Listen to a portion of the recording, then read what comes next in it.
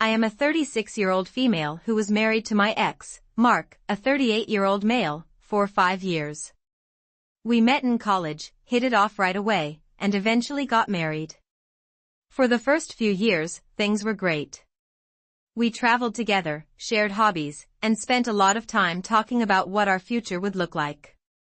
We were both excited about starting a family, but wanted to wait until we were more settled in our careers before having kids.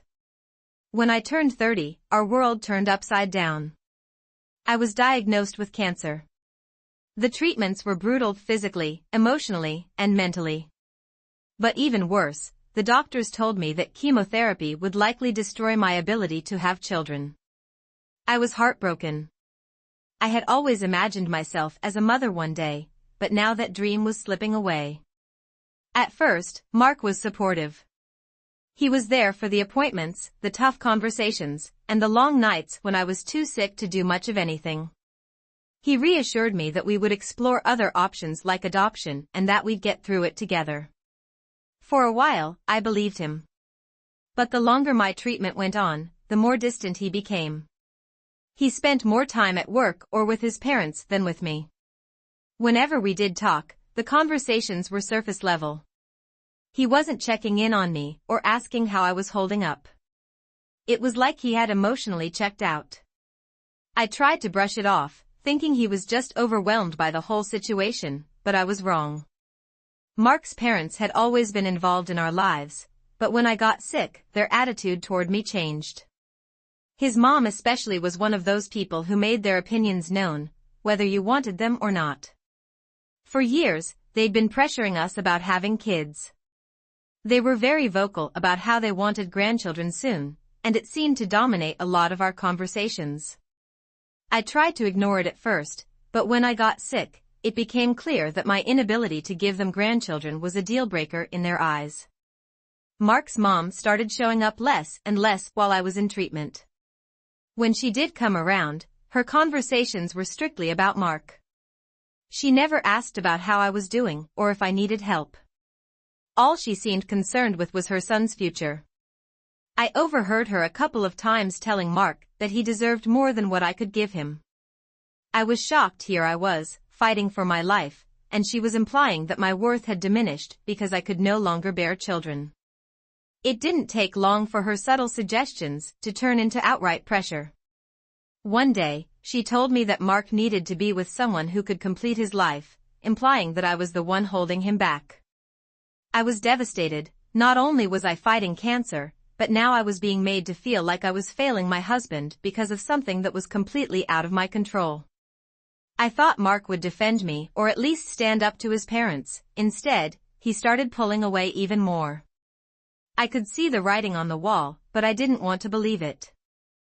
A few months later, he sat me down and told me that he wasn't sure he could handle the uncertainty of our future. He said he wanted kids, and that my illness had changed everything. In other words, he was leaving because I couldn't give him the one thing his parents wanted most, grandchildren.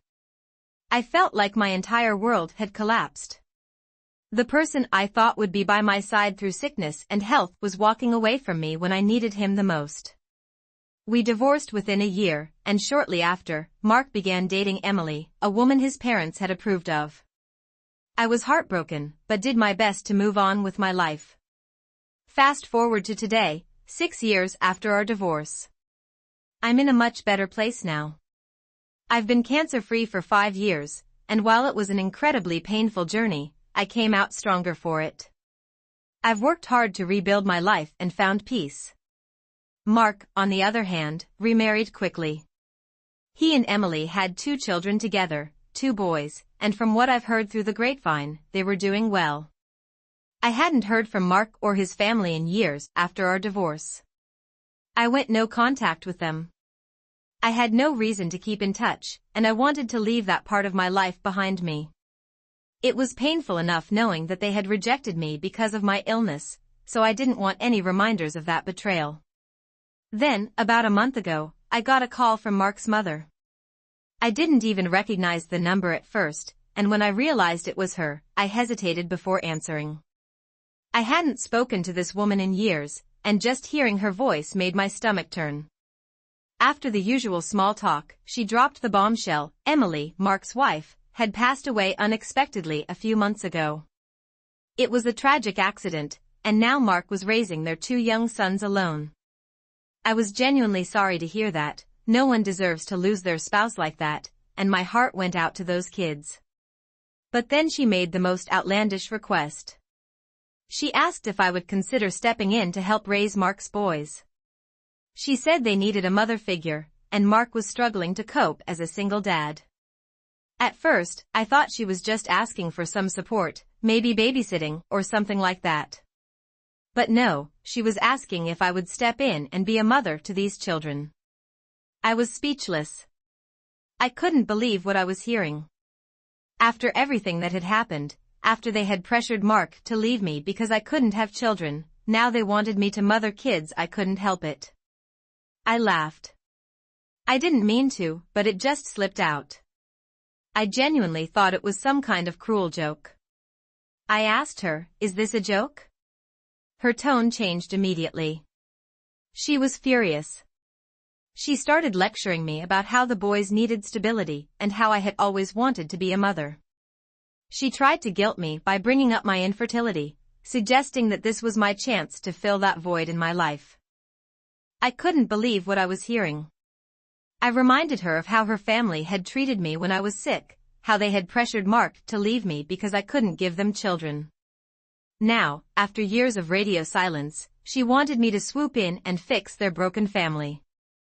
I told her I wasn't interested in being anyone's backup plan, especially not after the way they had discarded me when I was no longer useful to them. That phone call ended with her hanging up on me, but it didn't stop there.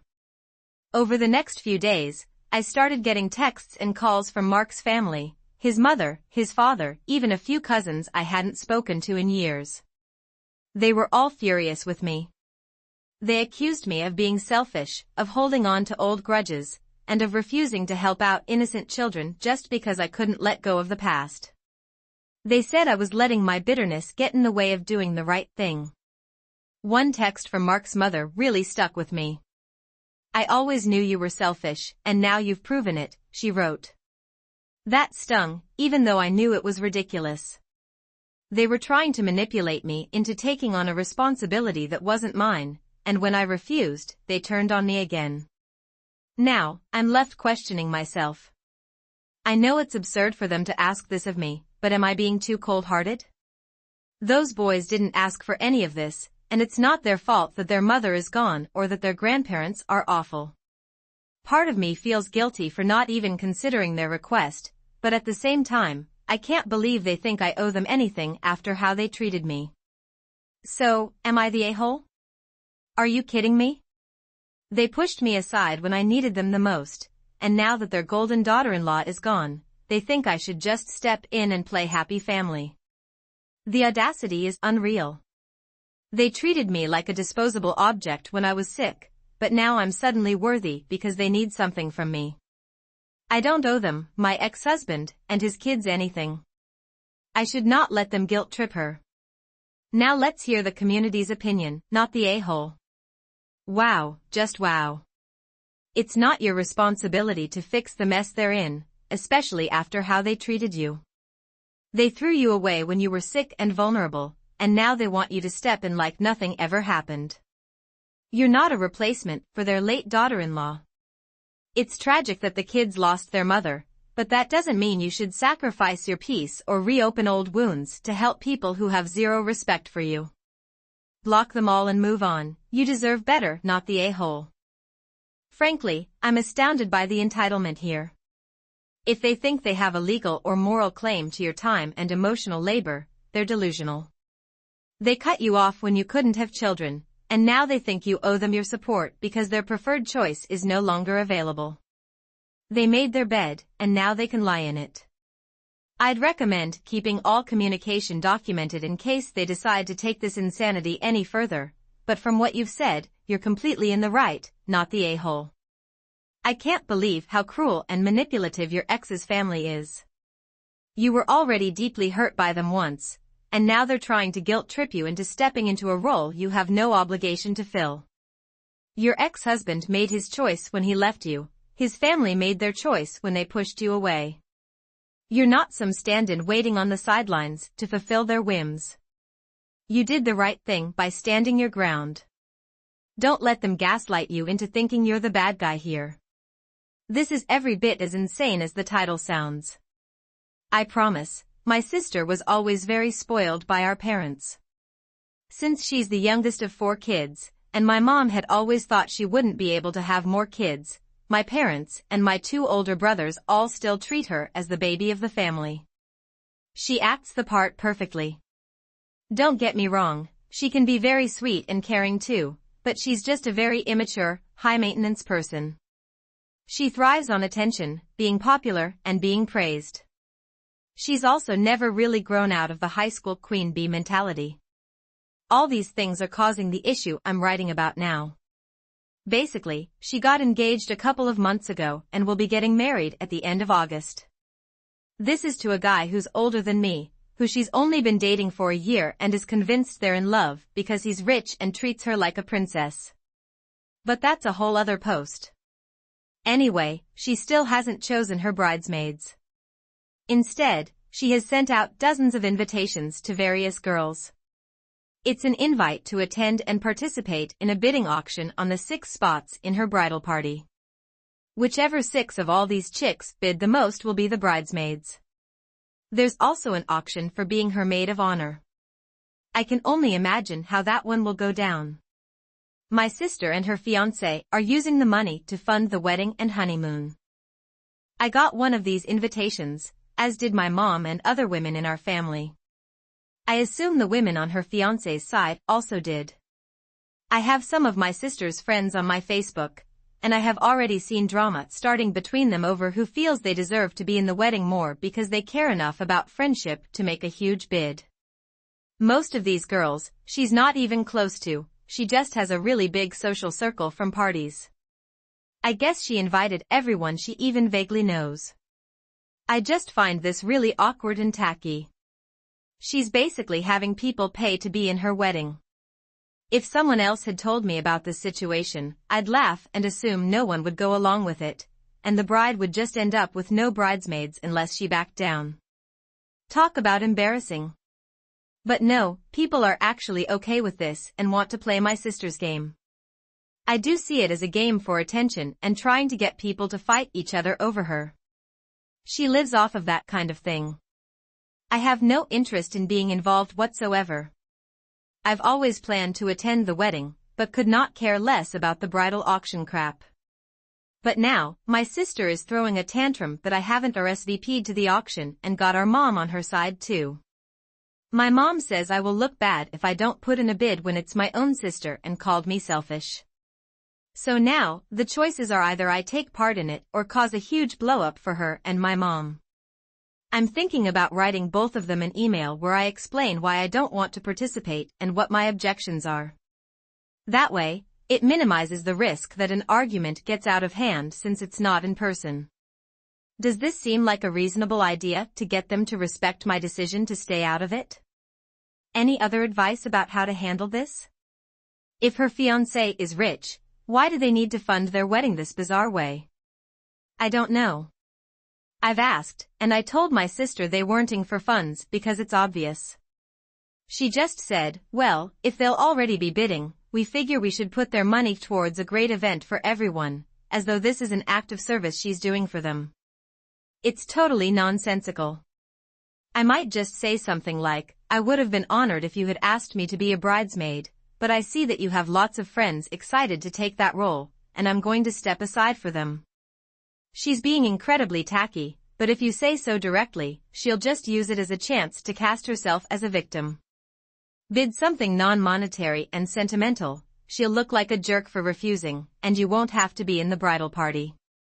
When we consider a bit of context, first, my parents are leaving for Memorial Day weekend with my grandparents, aunts, uncles, and godparents this coming Friday. I get to have the house to myself for 4 days, which is the best part. My parents are a huge fan of my boyfriend and said yes to having him spend the whole weekend here. This is a big win because they're super conservative, and even though I'm almost 25, they still believe in the whole you have to be engaged first before any sleepovers with your significant other. He and I have the whole weekend planned, and we've been looking forward to it since my parents broke the news to us a few weeks ago. Now, a little backstory on my half-sister and how she fits into all this. She's the firstborn for my mom's first marriage and stayed bitter when her parents split. No amount of therapy could break those walls down, even to this day. She was not a big fan of my father, even though he supported her in every way when her biological father wanted nothing to do with her. Even worse, when my older sister and I came along, she made it clear she did not want to share our mom and did everything she could to make it that way. She's in her 30s and still feels that way. If you don't talk to my half-sister like she's a Disney princess, she will immediately run to my mom and say we're mistreating her, even if she started it. She got away with so much that my dad gave up and let her reap what she sowed, which put her in some really bad situations. But my mom always built her up or tried to make my sister and I do it, but we would refuse. My mom always took pity on her because she was the black sheep, but she was the one putting herself in those situations and twisting things so she could stay the victim. My half-sister continues to throw my sister and I under the bus every chance she gets, and even started rumors that my dad was cheating on my mom with zero evidence. At some point, she had a semi-decent relationship with my older sister for a few years, but she ruined that. That's a different story. My relationship with her is at 50%, and that's me being generous. She also gave birth to 2 boys, my nephews aged 15 and 13, that my sister, boyfriend, and I called the birth control, given all the entitled kid stories. I'll let you guys paint that picture. Now on to the story. Both of my sisters came over to the house to spend Sunday with me and my parents. My sister and I did our best to avoid our half-sister. Our half-sister has a way of bringing stuff up and hopes that the result will benefit her. Here's what went down. So, what are we doing this weekend? We asked. Yes, Mom and Dad will be gone, so I'll be coming over. I already have my boyfriend staying here this weekend, and he and I already made plans. My parents never approved of the men my sister got involved with, to the point where they weren't allowed on the property. So, she got extra salty when I told her that. What do you mean, he's staying here? Mom and Dad gave him the green light the other day at dinner, so he's going to stay here for the full 3 days. But I wanted to stay here. That's too bad. You can still come over, but you have your own house. Fine, but I'm bringing the boys. She saw my reaction and got a smug smile because she knows how I feel about them being here without my parents around. They could get away with murder, literally. I had to call the cops a couple of times because of how violent they can be. My mom shrugs her shoulders at their behavior because they're family, while my dad has tried to set numerous boundaries to no avail. I looked at my dad when she said that, and he had the same anxious reaction, while my mom had a smile like nothing was wrong. Whatever, I said, trying to hide my anxiety. What will we do for dinner? She asked. My boyfriend and I already have plans. You're on your own.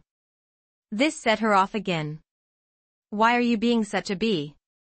I'm not trying to be. I'm just letting you know I'm not going to be responsible for feeding you and your kids if you're just going to show up unannounced. Mom, she whines, like a teenager again, despite being in her 30s.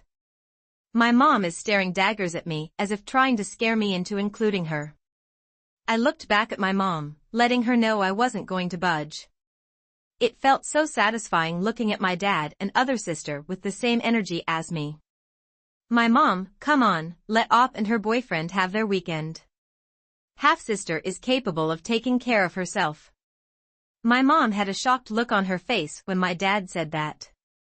She thought he would automatically take her side. Besides, Op is right, she shouldn't be responsible if and when they show up. It's not the first time she's done that, which is true. My half-sister will show up unannounced around dinner time, then get salty when there isn't enough food for her and her kids. My sister became livid at this point. Whatever, be a selfish little jerk. I don't know why you treat me like this. You're supposed to love me and my kids. Just wait until you have kids. I'm going to treat you that same way you treat me. Remember that. My mom then asked me that night why I'm so keen on not wanting a relationship with my half-sister. I flat out told her that it's not that I don't want one, it's the fact that I don't need one. I've been without one for almost 25 years and can do so for 25 more. My mom smacked me upside the head and called me selfish after I said that, but it didn't change the way I feel. My half-sister only wants a relationship with me or my sister when it benefits her. Asking me, "What are we going to do?" was her way of saying, "I'm going to pretend to have a relationship with you so I can have a free pass to the house, use the pool, and make myself part of your plans while my kids raise hell and make it your responsibility." I let my boyfriend know what's up. Yeah, he's disappointed, but we're not going to let it ruin our weekend. I'll post an update afterwards if and when anything happens. Block the Wi-Fi so you are the only one with the ability to use it. Maybe you should drain and clean the pool this weekend, buy takeout food, and lock yourselves into your bedroom to eat it while they cry and scream at the door. Better yet, pack a picnic lunch and go fishing or just find a hidden spot for all day. Be sure and lock your bedroom door and the house while you're gone. If she has a key, your folks are kind of screwed, but as long as your room is locked and has a nanny camera facing the door, you should be good.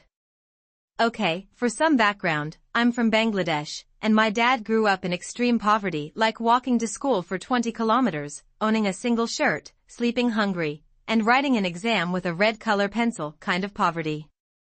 When my grandfather got my father a bank job in the UAE, suddenly his 2 older brothers and 4 sisters had a gold egg-laying goose in their hands. For years, they enjoyed the perks of a single brother earning for them. So much so that my grandfather used money earned by my dad to buy his other kids land and property. The problem started when my dad got married. For starters, as my father admits, his brothers tried to convince him to walk away from the wedding because the arrangements weren't to their standards. They also hurling insults at my mother's parents for not offering enough dowry. This was the 1980s in Bangladesh, where arranged marriages were the norm and still mostly are. Rightfully, my dad feared that they might try to conveniently arrange for mom to disappear into thin air to find someone with heavier pockets. So, he brought her with him to the UAE. Obviously, this didn't sit well with them. Their joint, unlimited human bank account was now starting to deplete. Mind you, the money he gave them wasn't a loan, it was literally just spent on them because they were his siblings. So much so, he had to pay for one of my cousin's complete education, send money to get his sister's daughter's wedding, or whatever they needed it for. Now, before we go ahead, I'd like to state that in our culture, this is not only normal, it's very respected and is a sign of humility and love. And I too believe this problem is their entitlement. As my dad admitted, his sisters used to call him and tell him not to listen to his wife, and she wasn't part of the family. One of them even encouraged a divorce. When my brother and I were born, things got worse. They resented our existence and poisoned their kids into thinking we lived in luxury and withheld money from them. So much so that whenever we visited, kids from other homes would hurl abuses at us because of how our cousins portrayed us. When one of them came to UAE was looking for a job, so he stayed with us for a few months. He assumed we used to have kebabs and biryani every day, let's say equivalent to steak dinners. But wait, the worst is yet to come. One of them tried to hex my mother with voodoo magic. Whether you believe in such things is inconsequential, it's the intention that counts. But the crowning achievement must be when they rejoiced upon hearing my mother had cancer and said the day she died, they would distribute sweets in celebration. I'm almost 33 now. And honestly speaking, most of my cousins now, admittedly, realize how much hatred was inserted into them. I want to stay away from my fraternal aunts and uncles as much as I can, but my religious values don't allow me to cut them off completely. What really bothers me, though, is my father. Despite all this, he loves his siblings like crazy and would still give an arm and a leg for them if needed. This is not to say he treated us bad, but it affected my life too. I was married to an emotionally and physically unavailable woman but blindly stuck to her simply because I always had a feeling my father should have defended my mom better against his family, and he didn't. I wanted to be beside my wife, but eventually, she left me. I'm happily married once more and have a son, but it still baffles me how a person can love his siblings despite them having nothing but resentment in their hearts for his own flesh and blood. They see him only as a human ATM, which is slightly disturbing. Let me get this straight, your family wasn't happy with your mother, the wedding ceremony, etc. They then went on to not only withhold all money but also told their kids that you were hella rich, which caused even more problems, all because of jealousy and greed. They then said that when your mother dies, they will hold a freaking celebration. Hell, bud, they ask for anything from you, either give it out with a heavy hand or just outright deny them. At least your cousins realized what happened. I hope things are starting to get better, or will get better for you. They had no money to withhold, they were pissed about not getting enough dough, and all this because my father's salary would go towards buying us food and clothes, etc., which would mean less for them. My cousins are quite decent, few went abroad themselves and realized how expensive life is. They were happy when your mom had cancer. What the duck? And your dad still loves them. I'm sorry, too much internet, I would have lost it at them. They would no longer be my family if you threaten the people I love.